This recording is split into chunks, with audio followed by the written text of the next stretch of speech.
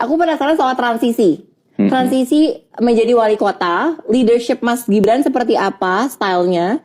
Terus pasti berproses dong Mas dari wirausaha. Terus Sebenarnya nggak ada transisi. nggak ada transisi Mas? Dari swasta ke birokrasi itu sebenarnya, kalau saya nggak ada transisi, saya tetap mempertahankan gaya lama saya.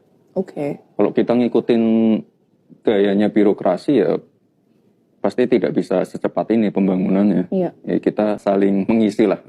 Saya juga beradaptasi dengan cara-cara di misalnya kepala-kepala dinas dan lain-lain, tapi kita pengen kecepatannya seperti orang-orang swasta.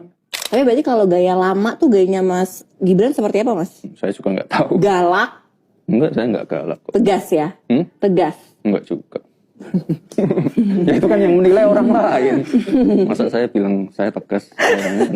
Yang menilai kan orang lain. Betul. Ya. Tapi Mas merasa karena membawa tradisi swasta, jadi lebih cepat ya Mas semuanya ya? Ya harus lebih cepat, Harus lebih efektif. harus lebih transparan. Iya. Lalu kita pengen partisipasi publik, kita pengen partisipasi anak-anak muda untuk memberi masukan dan lain-lain. Kita nggak pengen anak mudanya pasif, kita nggak pengen mereka apatis, membangun sesuatu tiba-tiba jadi, tapi anak mudanya nggak mau menggunakan karena nggak tepat sasaran itu. Nah, Mas ngomongin soal anak muda, ya, aku tuh mau ngobrolin soal gaya komunikasi Mas Gibran. Kan sebagai kepala daerah kan penting nih Mas ya, untuk masyarakat terutama anak muda tahu isi kepala Mas Gibran. Jadi tahu nih Solo maunya kemana, tujuannya apa, visi misinya apa. Nah, dengan gaya komunikasi Mas Gibran yang menurut aku lumayan unik ya, dan serba singkat Mas. Itu tuh menjadi barrier komunikasi atau justru menguntungkan Mas sebenarnya? Ya mungkin tidak menguntungkan untuk teman-teman media sih. Tapi untuk warga sih ya mereka pengennya direct ya soalnya Mas ya.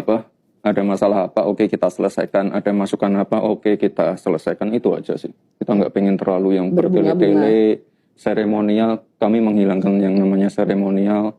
Pasang baliho yang ada muka saya itu kita nggak pengen seperti itu. Pokoknya kita pengen penyelesaian masalah-masalah yang ada di Kota Solo.